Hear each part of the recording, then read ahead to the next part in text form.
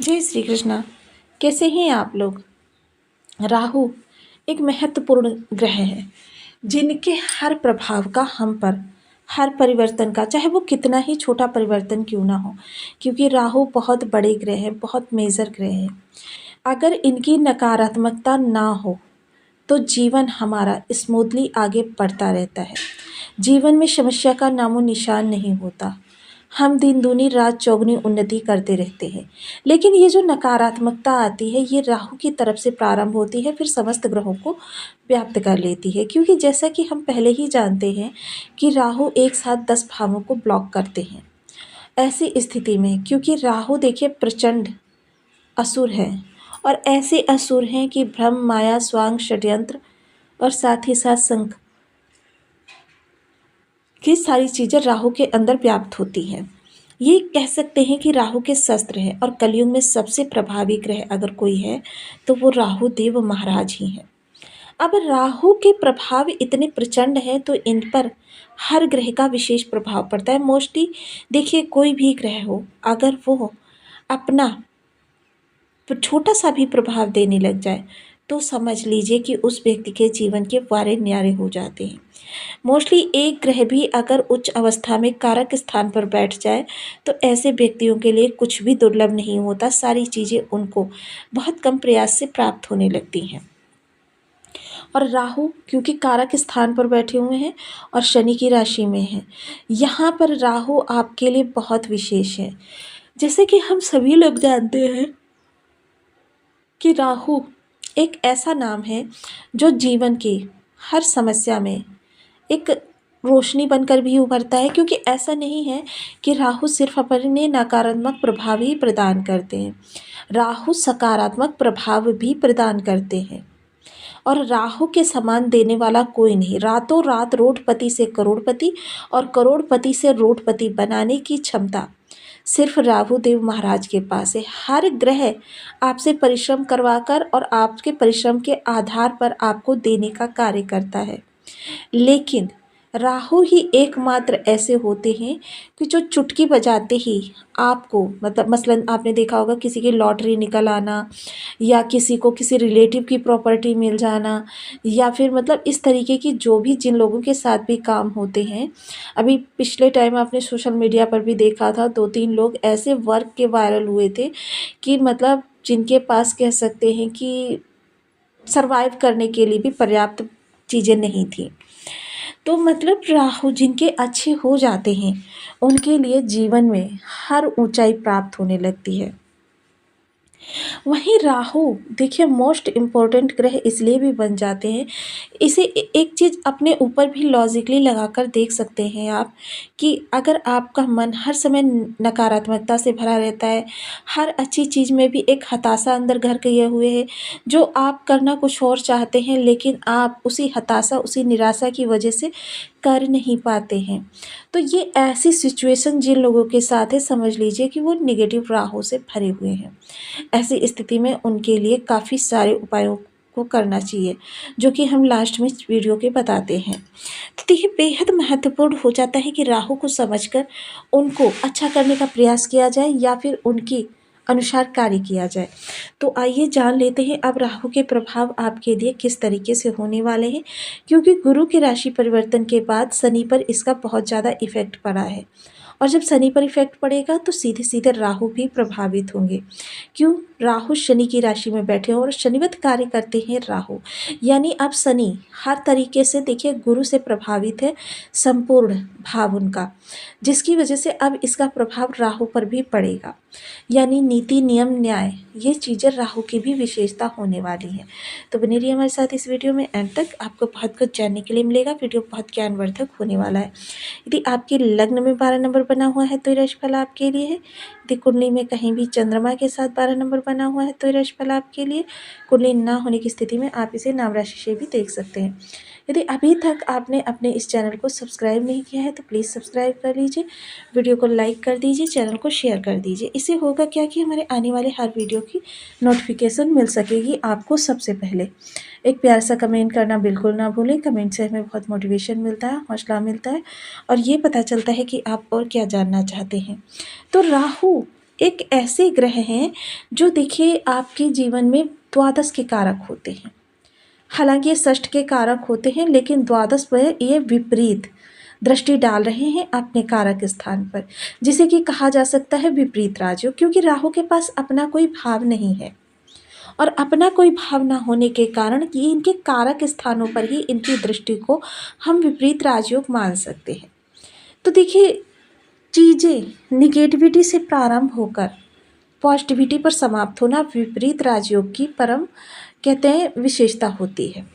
और इस विशेषता के आधार पर, क्योंकि राहु इस समय आपके द्वादश में बैठे हुए हैं, तो विदेश से जुड़े हुए कार्य, सबसे पहले विदेश से जुड़े हुए कार्यों के लिए आपको देखिए थोड़ा सा चीज़ों को एक बार फिर से समझना होगा कि आपकी समस्या कहाँ से प्रारंभ हुई, क्योंकि राहु देखिए बहुत शार्प है और इनकी जो सोच है, विचारने की शक्ति है, वो बहुत प्रबल है, तीक्ष्ण है, तीव्र है।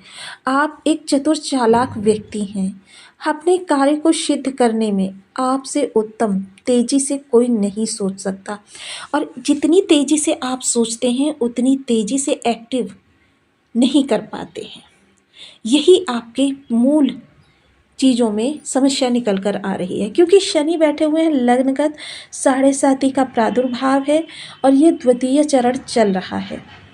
अब द्वितीय चरण चलने के कारण देखिए एक चीज़ यहाँ पर हमें जान लेना ज़रूरी है कि देखिए ग्रह कितना भी आपके लिए अच्छा हो जाए, लेकिन 7.5 का नाम तो जुड़ ही गया है।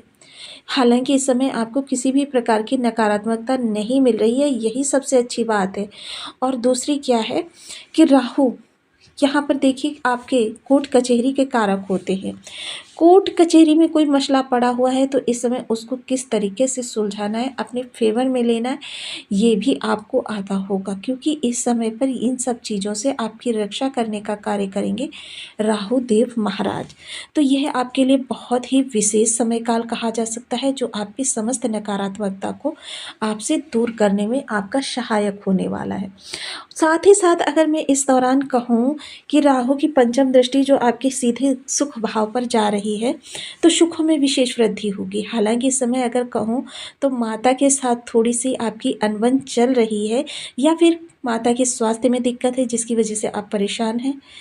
ये समस्याओं को छोड़कर अगर आपके जीवन को कहें तो आपका जीवन नॉर्मल से थोड़ा सा ऊपर चल रहा है, क्योंकि आपको इस समय पर देखिए सर्वाइव करने के लिए किसी प्रकार की समस्या नहीं आ रही है। तो इसे आपके लिए कह सकते हैं वरदान, चमत्कार, क्योंकि 7.5 का द्वितीय चरण आपके माइंड को बेहद ज़्यादा डिस्टर्ब कर देता है, आपको एकांत प्रिय बना देता है, आपको एकदम एकाकी बना देता है। हालांकि अगर ये बात कहें कि इस समय आपकी 7.5 के चलते कुछ विशेष लोगों के चेहरे भी आपने सही से अच्छे से देख लिए हैं, तो ये भी गलत नहीं होगा, क्योंकि राहु इन्हीं चीज़ों में इस समय आपको पारंगत कर रहे हैं शनि के कारण। वहीं अगर मैं इस समय पर कहूँ आपके लिए विशेषता कि भौतिक सुख सुविधाओं की आपके पास बढ़ोतरी हो रही है। हालांकि जितना राहु की दृष्टि के कारण होना चाहिए उतना नहीं हो पा रहा है, लेकिन फिर भी वृद्धि हो रही है, विस्तार मिल रहा है चीज़ों को। सप्तम दृष्टि जो षष्ठ भाव पर जा रही है, अब आपको यहाँ पर राहु की शत्रुहंता दृष्टि प्राप्त हो रही है। देखिए एक चीज़ और कहूँगी कि ऐसे में डेयरिंग पावर का अपने अंदर समन्वयन करना आपके लिए सोने पर सुहागा सिद्ध हो सकता है। क्योंकि ये सोने पर सुहागा इसलिए मैं कह रही हूँ, क्योंकि अगर आप इस दौरान कुछ ऐसा करते हैं कि जैसे देखिए मित्रों से 1 रुपया ही लेकर आप अपने कार्य कारोबार में लगा दीजिए, फिर उसके बाद चमत्कार देखिए। क्योंकि शरण क्या होता है, राहु होते हैं।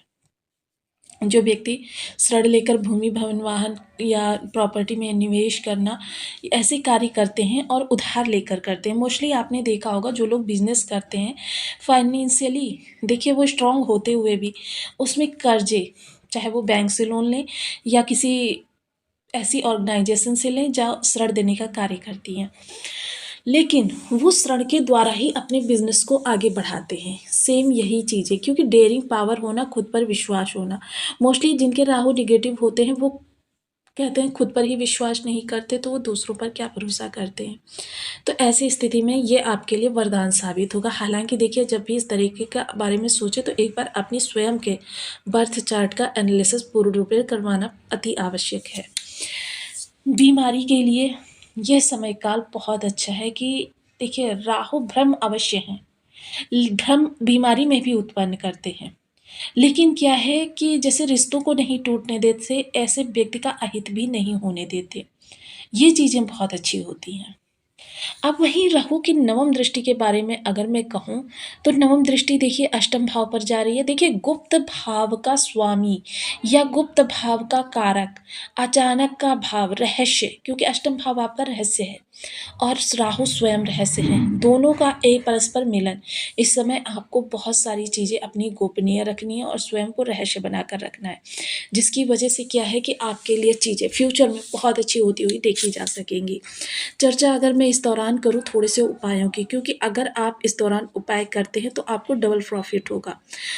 तो आपको पहले ओम राम राहवे नमः इस बीज मंत्र का 1 माला, 2 माला, 5 माला, 7 माला, 11 माला का जप नियमित अपनी सुविधानुसार करना है।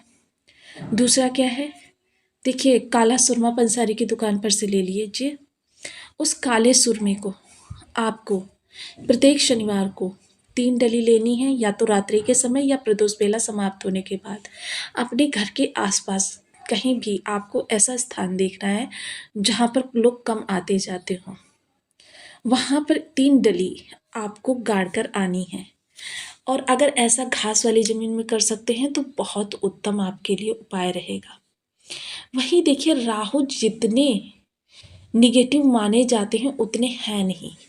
ये आपके लिए अच्छे भी कार्य करते हैं। इसके साथ ही देखिए, आपको सफाई कर्मी को समय समय पर कुछ चीज़ें प्रदत्त करना आपके राहु को बहुत अच्छा प्रभाव प्रदान करेगा। एक बार आप इन चीज़ों को कर कर देखें और आपको लाभ बहुत उत्तम